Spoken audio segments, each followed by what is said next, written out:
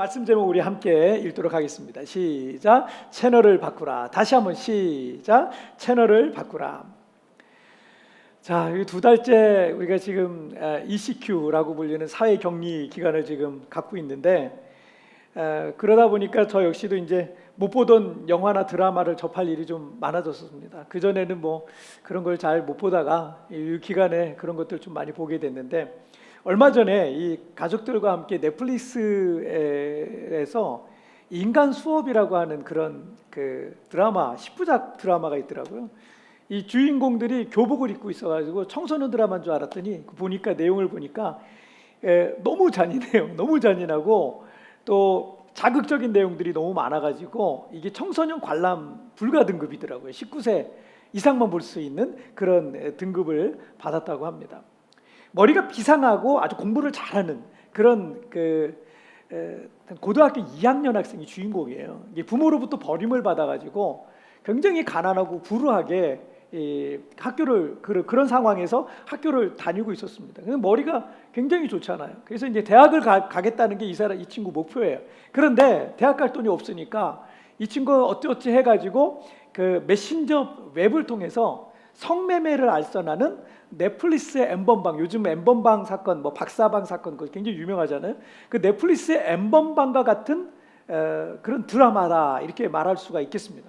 그 안에는 이 청소년 성매매까지도 포함되어 있었는데, 주인공은 자기는 대학을 다닐 수 있는 자금을 벌어 놓겠다라는 그런 명목으로 그 일에 대한 죄책감 같은 건 접어두고 그 일을 계속하면서 돈을 벌면서 학교를 다니면서 그렇게 살아가고 있는 그런 내용이에요. 하지만 어느 순간부터 그 일과 계획이 꼬이기 시작합니다. 자신이 나쁜 일을 저지르고 있다는 것을 자각했을 때는 이미 더 이상 걷잡을 수 없는 상황에 이 주인공이 처하게 돼요. 주인공은 중간중간 돌이킬 수 있는 순간들이 몇 차례 이제 와요. 그런 기회들이 옵니다. 하지만 그때 어떤 선택을 하는가, 그 선택으로 인해서 어떤 결과들을 책임져야 하는가를 이 드라마는 보여주고 있어요. 이 드라마의 그 포스터 부제에 이런 부제가 있어요. 자세히 보시면 틀린 답에 목숨을 걸었다, 이런 부제가 있어요. 틀린 답에 목숨을 걸었다, 이렇게 돼 있는 것처럼 이 드라마는 결국 그 잘못된 선택을 돌이킬 수 없었고 끔찍하고 잔인한 결말을 맺게 됩니다. 틀린 답에 목숨을 걸 필요는 없었던 것이죠. 때문에 시청자 입장에서 우리는 이 드라마를 처음부터 마칠 때까지 웃으면서 볼 수가 없었던 것 같아요. 만약 이 주인공이 잘못된 선택을 했다고 느꼈을 때 조금이라도 빨리 돌이켰다면 해피엔딩까지는 아니더라도 17살짜리 어린 소년의 인생이 이렇게 비극적인 것으로, 이런 또 파국으로 치닫지는 않았을 것입니다. 우리가 살아가면서 어떤 선택의 순간에 놓이게 될 수 있습니다. 그 선택은 여러분이 잘한 선택일 수도 있고 혹은 잘못된 선택일 수도 있어요. 지금 그 선택이 잘못된 선택일 수 있습니다. 만약 그 선택이 잘못된 선택이라고 느껴졌을 때 그 틀린 답에 목숨까지 걸 필요는 없는 거예요. 중간에 느꼈어, 잘못된 선택이라고. 여러분, 그러면 채널을 빨리 바꿔야 되는 거예요. 잘못된 채널을 계속해서 내가 고집하고 볼 필요는 없는 거예요. 그 채널에서 나의 귀한 인생을, 시간을 낭비할 필요는 없는 겁니다. 조금이라도 빨리 그 채널을 바꿀 때 새로운 인생, 더 복된 인생을 살아가게 되는 것입니다. 자, 오늘 첫 번째 주제 함께 보시죠. 함께 읽겠습니다. 시작. 채널을 바꾸라. 다시 한번 시작. 채널을 바꾸라. 자, 바울 사도 일행은 소아시아라고 하는 이 오늘날 터키 지방에서 많은 사람을 전도했어요. 각 도시마다 교회들을 세웠습니다. 그리고 그 교회들을 이 바울 사도 일행이 순회하면서, 전도 여행이라고 하죠, 순회하면서 각 교회들과 성도들의 믿음을 더욱 견고하게 했고, 각 지역의 교회들은 그 수가 날마다 늘어나는 부흥의 역사들을 경험하고 있습니다. 목회자에게 가장 큰 보람과 기쁨은요, 그렇게 교회들이 든든히 잘 세워져 가고 성도들의 믿음이 견고해지는 거. 여러분, 그렇게 부흥이 일어나는 그런 교회들을, 그런 목회를 하는 게 얼마나 신나는 목회겠습니까? 그리고 그런 신나는 목회지에서 오랫동안 목회하면 얼마나 행복하겠습니까? 하지만 이 사도행전 16장 6절 이하에 보면 성령께서 바울 사도가 기도하는 중에 어느 날 성령께서 아시아에서 더 이상 말씀 전하지 말라라는 장면이 나와요. 더 이상 말씀을 못 전하게 하세요. 그래서 바울 사도는 그런데 이게 미련이 남잖아요. 왜냐하면 너무 좋은 목회지를 떠나기가 그런 거예요.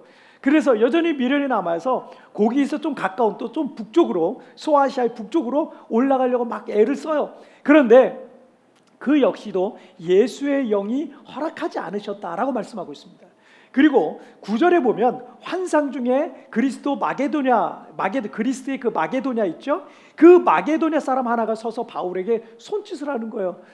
마게도냐로 건너와서 우리를 도우라. 마게도냐로 건너와서 우리를 도우라는 이 환상을 바울 사도가 또 기도 중에 또 보게 된 거예요. 그래서 바울 사도 일행은 마게도냐의 첫 성인 빌립보에 도착을 합니다. 자, 오늘 본문의 내용, 이 16장의 내용이 그런 내용이에요. 빌립보 성에 도착했고 또 전도를 하러 다니다 보니까 그곳에 예비된 영혼이 있었던 거예요. 정말 자색 옷감 장사 루디아라는 여인을 전도하게 됐고요. 그와 그 집이 다 세례를 받게 되고 또 루디아는 너무 감동을 하고 은혜를 받아가지고 루디아는 바울 전도 일행에게요. 자기네 이 집이 아마 좀 컸었던 것 같아요. 자기네 집을 바울 일행이 거기서 전도 여행하는 동안 머물고 또 예배도 드리고 전도센터로도 베이스 캠프로 이용할 수 있는 장소로 그 집을 그냥 내어줘요. 그러니까 빌립보 최초의 교회가 이 루디아를 통해서 가자마자 빌립보 최초의 교회가 세워지게 된 거예요. 이게 얼마나 이 복된 일입니까? 얼마나 신나는 일입니까? 기도하다가 성령께서 아시아에서 더 이상 복음을 전하지 말고 마게도냐로 가라 해서 갔더니 그곳에 예비된 영혼이 기다리고 있었고요. 그를 통해 마게도냐 전도를 위한 베이스 캠프 빌립보 최초의 교회까지 만들어지고 여호와 이레라는 말이 그냥 여호와께서 다 준비하셨다는 것처럼 다 준비된 거예요. 이런 준비된 일들이 있으니 이게 얼마나 신나는 일입니까? 하나님 말씀에 순종하고 성령께 순종했더니 정말 모든 것을 하나님께서 다 예비하시고 준비하시는 여호와 이레의 역사가, 승리와 형통의 역사가 빌립보에서 있었던 겁니다. 자, 16절 말씀을 한번 보실게요. 자, 우리 함께 읽을까요? 시작. 우리가 기도하는 곳에 가다가 점치는 귀신 들린 여종 하나를 만나니 저모로 그 주인들에게 큰 이익을 주는 자라. 그 빌립보 성에는 점치는 귀신 들린 여종 하나가 있었다는 거예요. 그런데 이 우리식으로 말하자면 신내림 받은 그런 거예요. 신내림을 받은 점치는 무당과 같은 그런 사람이에요. 자, 그런데 이 어떤 여종에게 그런 귀신이 들려가지고 이 여종이 점을 치는데 이게 신기하게도 너무 점이 잘 맞는 거예요. 그러니까 이 여종의 주인이 있었잖아요. 다인팅에 노예 제도가 있었기 때문에 주인이 있었잖아요. 주인이 있었는데 그 여종을 통해서 이 주인들은요 큰 돈을 벌었어요.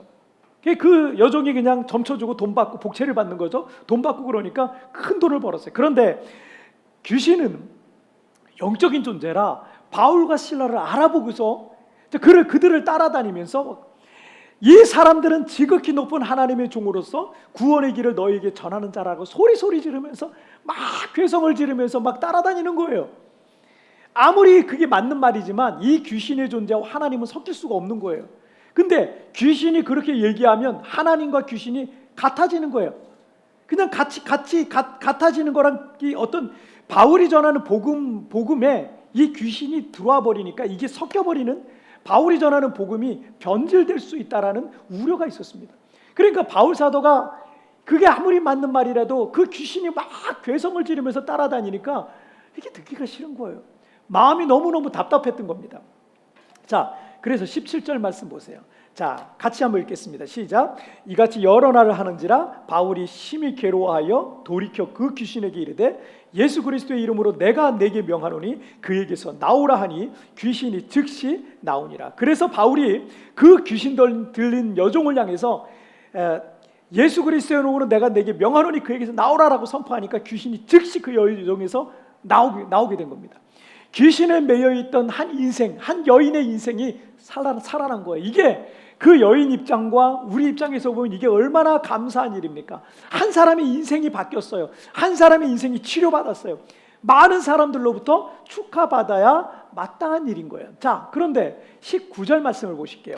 여종의 주인들은 자기 수익의 소망이 끊어진 것을 보고 바울과 실라를 붙잡아 장터로 관리들에게 끌어갔다가, 자, 하지만 그 여종과 우리와는 달리 그 여종의 주인들은 이제 그 여종을 통해서 더 이상 돈을 벌 수 없게 되니까 그 여종에게 귀신을 쫓아낸 이 바울 사도가 미운 거예요. 그리고 그들은 소아시아에서 넘어온 이방인이잖아요. 유럽으로 넘어왔잖아요. 이방인이잖아요. 그래서 그들을 붙잡았어요. 바울과 실라를 붙잡아서 관리들에게 넘깁니다. 그리고는 이 사람들이 이 지역 사회를 어지럽히고 소란하게 한다라는 그런 억울한 누명을 그들에게 씌워버리는 거예요. 그런 죄목을 씌워서 관리들에게 넘겨요. 손을 안으로 굽는다는 얘기가 있잖아요. 관리들은 바울과 실라의 변명을 듣지도 않습니다. 변명을 듣지도 않고, 그리고 이 바울과 실라의 옷을 다 찢어버리고 매로 심하게 때린 다음에 쇠사랑을 채워가지고 깊은 감옥 속에 가둬버리게 된 거예요. 이게 오늘 본문의 내용입니다. 이 얼마나 억울한 상황입니까? 또 아시아 사람이 유럽으로 건너가서 이방인이라서 재판도 제대로 받아보지 못하는 억울하게 매만 맞고 깊은 감옥에 갇힌 겁니다. 여러분, 이게 그러면 재판을 받아야 뭐 나갈 기회라도 생길 거 아니에요. 그런데 재판을 받을 수가 없었어요. 그냥 억울하게 그냥 감옥에 갇혀 있는 겁니다. 내일을 알 수 있겠습니까? 감옥에서 언제 나갈 수 있을지, 언제 죽을지, 어떻게 될지, 그 죽음의 위기 속에 바울 사도가 있는 거예요. 그 타국에서 그 어디 하소연할 때도 없었습니다. 우리도 이렇게 예기치 않은 어려운 일들을 만나기도 합니다. 어쩌면 이 코로나19 사태가 우리에게 갑작스러운 삶의 변화들을 가져다 줬어요. 지금 벌써 3-4개월 동안 우리 모두는 매우 힘들고 답답한 시간을 보내고 있고, 또 지금 이렇게 지역사회 격리라는 것을 통해서 2달 동안 아무데도 나갈 수 없고 외출도 할 수 없고 뭐 이런 상황 속에 있는 우리는 이 사태가 언제쯤 진정이 될지, 코로나 이후 과연 우리는 어떤 삶을 살아내야 할지 알 수 없는 그런 시기들을 사실은 우리는 갖고 있습니다. 어제도 어떤 분 얘기 들으니까 이 세부에서 이 세부에 어떤 분이 오셔가지고 그 사업체를 하나 인수했나 봐요. 1월달에 사업체 인수하셨는데 이 사태가 길어지니까 지금 뭐 장사도 못해. 1월달에 인수하고 2월달부터 지금 3, 4, 5 지금, 그리고 이게 언제 끝날지 지금 앞으로도 몇 개월은 더 이런 게 갈 수도 있다라는 생각이 드니까 뭐 자본이 그렇게 많지 않고 그랬었던 것 같아요. 그래서 사업체 다 정리하고 돌아가게 됐다는 거예요. 있는 거 다 팔고 돌아가게 됐다는 거예요. 이런 이야기들이 세부에 살고 있는 분들에게는 남의 얘기가 아닌 겁니다. 내일의 나의 모습이 될 수도 있다라는 불안한 마음이 왜 안 들겠습니까? 불안할 수 있습니다. 낙심이 될 수 있어요. 이렇게 실패하고 이렇게 망해서 인생의 루저처럼 될 것 같은 그런 불길한 생각이 들 수도 있습니다. 그런데 사람이 한번 나쁜 생각에 한번 이렇게 빠지잖아요. 그럼 계속해서 그 안에서 헤어나오지 못하는 경우가 많아요. 이게 한번 팍 그게 빠져요. 그 생각이 이렇게 슬슬 빠지는데, 그리고는 여기 빠져나오지 못해요. 점점 불길하고 부정적이고 비관적이고 낙심되는 생각들에 젖어들게 됩니다. 그리고 아직 일어나지 않은 일들까지도 다 미리 땡겨다가 불길한 그림을, 내 인생의 불길한 미래 그림을 그려놓는 거예요. 사람과의 관계에 있어서도 살아가다 보면 서로 마음에 상처를 주기도 하고 마음이 상할 수도 있고 다툴 수도 있고 감정이 좋지 않을 수도 있습니다. 가족 간에도, 또 부부 간에도, 형제 간에도, 친구나 동료, 그리고 또 교우들 간에도 얼마든지 그런 상황들이 사실은 우리가 살아가다 보면 일어나기도 해요. 그런데 여기서 이 부정적인 쪽으로 자꾸 치우치는 겁니다. 미운 마음이 더 커지기도 하고 섭섭한 생각들을 자꾸 떠올리기도 하고 상처받았던 말들을 한 번 더 또 되씹기도 하고, 거기서 더 나아가 상대방을 어떻게 공격할지, 어떻게 눌러줄지, 어떻게 되갚아줄지, 복수할지, 이런 생각들을 자꾸 머릿속으로 생각하고 있는 거예요. 그런데 이것은 결코 하나님께서 기뻐하시는 일이 아닌 거예요. 방향이 잘못된 겁니다. 채널이 잘못된 겁니다. 그것은 틀린 답에 목숨을 걸고 있는 어리석은 짓과 같은 겁니다. 그 채널에서 빠져나와야 돼요. 그 채널을 빨리 바꿔야 됩니다. 믿음의 생각으로, 긍정적인 생각으로 변화와 치유와 회복과 화해와 평안과 덕이 되는 모습으로 그런 채널로 빨리 바꿔야 되는 거예요. 그래야 사는 거예요. 그래야 좋아지는 거예요. 오래전에 읽었던 그 행복의 힘이라는 책이 있어요. 제가 지난 주간에 그 책이 이렇게 있길래 다시 한번 또 꺼내서 이렇게 읽어봤는데, 이 책에 오른손이 없는 상태로 태어난 운동선수에 관한 짧은 이야기가 하나 있더라고요. 이 사람은 축구를 굉장히 좋아했어요. 축구를 좋아했고 축구를 하고 싶었습니다. 그래서 어느 날 병원에 가서 신체 검사를 받게 됐어요. 축구를 이제 더 잘하기 위해서 신체 검사를 이제 받게 됩니다. 받게 돼서 신체 검사 몇 가지 검사와 이제 진료를 받게 되는데, 그리고 의사 앞에 이제 마주 앉은 겁니다. 그런데 의사가 그에게 이렇게 물었습니다. 당신은 어떤 장애가 있습니까? 라고 이제 의사가 물었어요. 그랬더니 이때 이 사람이 이런 얘기를 한 거예요. 선생님, 장애가 있는 건 아닙니다. 그저 오른손이 없을 뿐이에요. 선생님, 장애가 있는 게 아닙니다. 그냥 오른손이 없을 뿐이에요. 여러분, 이게 얼마나 멋진 말이에요. 얼마나 멋지고 얼마나 멋진 생각이고 얼마나 멋진 사람입니까? 태어날 때부터 오른손이 없이 태어났다고 낙심하고 절망하고 세상을 비관하고 부모를 원망하고 자신의 신체 탓을 하며 사는 사람들 사실은 있지 않겠습니까? 그 부정적인 채널에 갇혀가지고 자신의 인생을 낭비하는 거예요. 시간을 낭비하면서 자신의 인생을 점점 더 불행으로 몰아넣는 이들이 있습니다. 하지만 그 채널에서 빨리 빠져나와야 되는 거예요. 내가 그런 채널에 딱 고정이 돼 있어요. 빨리 빠져나와야 되는 거예요. 채널을 빨리 바꿔야 됩니다. 그러면 여러분, 불행한 인생에서 행복한 인생으로 얼마든지 바뀔 수가 있는 것입니다. 자, 우리 채널을 그렇게 바꾸셔야 되는 거예요. 자, 두 번째 보시죠. 함께 읽겠습니다. 시작. 채널을 고정하라. 다시 한번 시작. 채널을 고정하라. 이 바울과 실라는 억울하게 쇠사슬에 매여서 깊은 감옥에 갇혔습니다.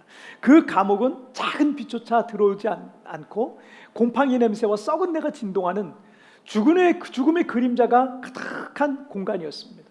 불안함과 두려움, 또 절망과 낙심의 깊은 한숨소리만 그 공간에 가득할 수밖에 없는 그런 곳이었습니다. 여러분, 우리도 살다 보면은 어느 순간 그런 환경 속에, 그런 상황 속에 딱 처하게 돼요. 깊은 한숨만 계속 나오는 거예요. 한숨소리만 자꾸 나오는 거예요. 우리에게도 죽고 싶을 만큼 그런 힘든 순간들이 있지 않습니까? 누구에게나 그런 순간들을 살 때가 있지 않겠습니까? 내일을 알 수가 없고 억울하고 분한 상황에 처해져 있는 분도 있고, 재정적으로 바닥이 나서 앞으로 살아갈 길이 막막하고 나만 홀로 뒤처진 것 같고 인생의 실패자와 같이 느껴질 때가 있지 않겠습니까? 그런데 그때 어떻게 하라고요? 그 채널에서 빨리 빠져나오라고요. 그 채널을 빨리 바꿔야 되는 거예요. 거기 계속 갇혀 있으면 안 되는 거예요. 새로운 채널을 돌리면서 정말 내가 고정해 놔야 할 새 채널을 찾아내야 되는 거예요. 거기에 머물면 안 됩니다. 점점 더 나를 실패와 절망으로 짓눌러 버릴 그 채널에서 하루빨리 빠져나와야 돼요. 여러분이 내일에 대한 소망과 기쁨을 갖고 살아갈 수 있는 새로운 채널로 바꿔야 돼요. 여러분, 어떤 채널 딱 돌리면 막 깔깔거리고 웃을 수 있잖아요. 그런 채널로 빨리 바꿔야 되는 거예요. 자, 25절 말씀을 한번 볼게요. 함께 읽겠습니다. 시작. 한밤중에 바울과 실라가 기도하고 하나님을 찬송하며 죄수들이 듣더라. 자, 쇠사슬에 매여 억울한 죄수가 되어서 깊은 감옥에 갇힌 바울과 실라가 기도하고 하나님을 찬송했습니다. 다른 죄수들이 들을 정도로 큰 소리로 기도하고 찬송했습니다. 바울과 실라는 지금의 상황이 아무리 절망적이다 할지라도 그 절망과 비관의 채널에 갇혀 있지 않기로 한 겁니다. 그들은 즉시 채널을 돌렸어요. 무슨 채널로? 믿음의 채널로 돌리고 하나님 앞에 그 모든 상황을 기도하고 아뢰고 찬송하는 것으로 채널을 고정했어요. 믿음 채널, 기도 채널, 찬송 채널로 돌린 거예요. 지금 여러분이 어떤 때보다 더 힘들고 어려운 시간을 보내고 있을 수도 있습니다. 하지만 여러분 기억하세요. 하나님께서 여러분을 위해서 가장 위대한 일을 준비하고 계실 때 그것을 첫 번째로 알아차리는 존재는요, 우리의 대적 마귀입니다.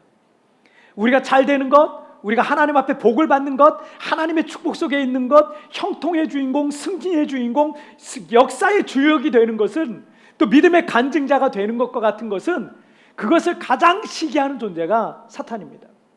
때문에 하나님께서 나를 위해서 가장 위대한 일을 준비하실 때 마귀는 그것을 방해하기 위해서 가장 힘겨운 싸움을 우리에게 걸고 있는 거예요. 어떻게든 우리를 시험에 빠뜨리고 넘어뜨리고 도망가게 하고 포기하게 하고 그 하나님의 축복에서 멀어지게 만들려고 발버둥 치고 있는 존재가 누구다? 마귀라는 거예요. 여러분, 고린도 후서 1장 9절 말씀 우리는 우리 자신이 사형 선고를 받은 줄 알았으니 이는 우리로 자기를 의지하지 말고 오직 죽은 자를 다시 살리시는 하나님만 의지하게 하심이라 라고 말씀하고 있습니다. 바울 사도는 전도 여행 중에 죽음의 고비를 여러 차례 넘겼습니다. 그래서 사형 선고를 받은 것과 같다고 당시의 일들을 회상합니다. 하지만 그런 일들을 통해 철저히 훈련받은 게 있는데 그게 뭐예요? 우리로 우리 자신을 의지하지 아니하고 오직 죽은 자를 다시 살리시는 하나님만 의지하게 하려 하십니다. 그래서 여러분, 인생에 하나님께서 우리를 훈련시키실 때 때로는요, 우리는 하나님도 슬프시지만 우리를 인생의 밑바닥에 다 갖다 놓으실 때가 있어요. 왜요?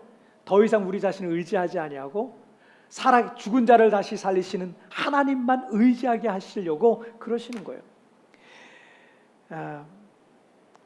죽음도 바울을 이기지 못합니다. 그는 죽음도 두려워하지 않는 믿음의 사람으로 훈련된 겁니다.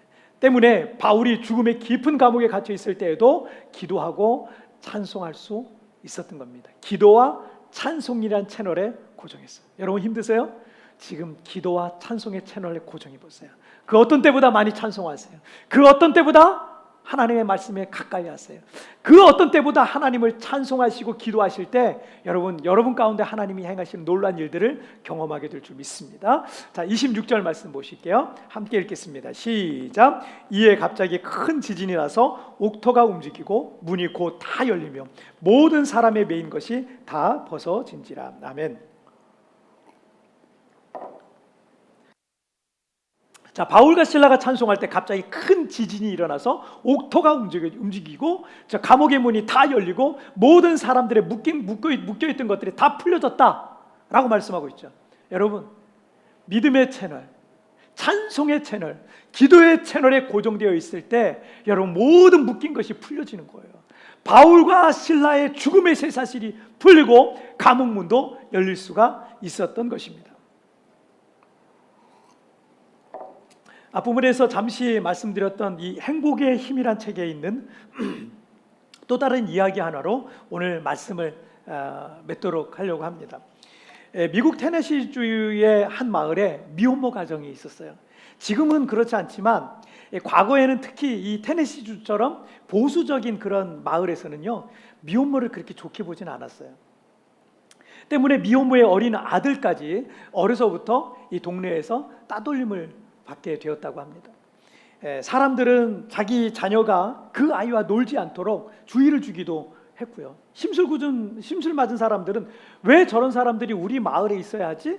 대체 제 아버지는 누구야라는 말로 그 아이와 그 사람에게 상처를 주기도 하고 그랬어요. 사람들은 그 소년과 그의 이름 모를 아버지에 대한 이야기로 수근수근하거나 손가락질을 하기도 했습니다. 소년은 어려서부터 그런 상처와 불안함과 또 조롱 속에서 열등감 속에서 그렇게 살았어요. 자신의 삶에 문제가 있다고 생각했어요. 점점 더 소극적이고 내성적이고 열등감 덩어리는 점점 그 소년을 짓누르고 있었습니다. 그러던 어느 날 그 마을 교회에 열정과 은사가 넘치는 젊은 목사님 한 분이 이제 새로 부임을 하게 된 거예요. 조용하던 시골 마을이 그 목사님으로 인해서 들떠 있었어요. 모이면 그 교회와 목사님 이야기가 화제거리가 되었습니다. 소년은 그때까지 단 한 번도 교회를 가본 적이 없었습니다. 하지만 소년도 그 목사님 설교를 한번 들어보고 싶은 마음이 갑자기 어느 날 생겼어요. 그 어느 주일날 늦음하게 교회에 도착했습니다. 그리고 몰래 예배당 안으로 들어가서 자리에 앉았습니다. 소년은 그런데 그 예배를 통해서 그날 이전에 경험해보지 못했던 놀라운 그 은혜와 감격, 치유와 회복, 이런 것들을 경험하게 된 거예요. 눈물을 흘리고 감격 속에 이 소년이 있게 된 겁니다. 원래 소년은 일찍 목사님 말씀 듣고 일찍 그냥 빠져나오려고 했었다 그래요. 그런데 그 예배의 감격에 젖어 있다 보니까 나갈 타이밍을 놓치고 말았습니다. 그리고 예배당을 빠져나가는 사람들 사이에 오도 가도 못하고 그냥 어린 소년이었으니까 갇혀버린 거예요. 목사님은 출입구에서 예배당에 나가는 사람들에게 일일이 인사를 하고 있었고, 부임 후에 처음 보게 되는 그 소년을 향해서 얘야, 이 꼬마야, 내 아버지는 누구시니? 내 부모님은 누구시니? 이렇게 다정히 물었습니다. 그 당연히 그냥 물을 수 있는 거잖아요. 혼자 교회 온 것 같으니까. 그 순간 주변에 정적이 흐른 거예요. 왜냐하면 그 마을 사람들은 그 소년이 미혼모의 아들이라는 것을 너무나 잘 알고 있었고 새로 오신 목사님만 그 사실을 모르고 있었기 때문입니다. 소년은 그 순간 당황했습니다. 자신은 버림받았고 아버지가 없는 아이라는 말을 들으면서 자란 소년은 고개를 떨어뜨리게 됩니다. 목사님은 뭔가 잘못되었고 자신이 모르는 뭔가가 있다는 것을 느끼는 순간 하나님께서 그에게 지혜를 주셨어요. 그리고 목사님이 그 소년에게 순발력 있게 이렇게 말했어요. 아, 꼬마야, 나는 내 아버지가 누군지 잘 알고 있단다. 너 참 많이 아버지하고 닮았구나. 꼬마야, 내 아버지는 전능하신 하나님이란다. 너는 하나님의 자녀란다. 이런 얘기를 해준 거예요. 이 말에 소년을 향해 수군대던 사람들은 고개를 숙이고 예배당을 빠져나가야 됐어요. 소년은 자신을 다시 보기 시작했고 소년의 마음을 오랫동안 사로잡고 있었던 아버지에게 버림받은 아이라는 열등감과 불안감과 상처는 그 순간 싹 사라진 거예요. 이제 소년은 더 이상 버림받은 열등한 아이가 아니라 전능하신 하나님의 자녀였습니다. 여러분의 출생이 어떻든지, 여러분의 가정 배경이 어떻든지, 여러분 지금의 상황이 어떻든지, 여러분의 능력이 얼마나 되든지 여러분 기억하세요. 이 모든 상황은 전혀 관계가 없습니다. 왜냐하면 나는 전능하신 하나님의 자녀이기 때문입니다. 하늘에 나는 새와 들의 풀도 먹이시고 입히시는 하나님께서 나의 아버지가 되십니다. 여러분 지금 잘못된 채널로 인해서 여러분 불안과 두려움과 염려, 열등감 속에 빠져 있을 수 있습니다. 여러분 이제는 바울과 실라와 같이 그리고 테네시의 이 한 소년과 같이 여러분 채널을 고정하시기를 바랍니다. 자, 오늘 말씀 정리해 볼게요. 오늘 두 가지 말씀 나눴어요. 채널을 바꿔라 두 가지 읽겠습니다. 시작. 채널을 바꿔라, 채널을 고정하라. 여러분 우리가 지금 잘못된 채널을 계속 빠져 있다면 그 채널 빨리 바꾸세요. 거기 머물러 있지 마세요.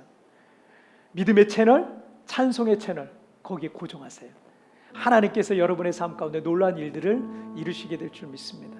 여러분 오늘 시간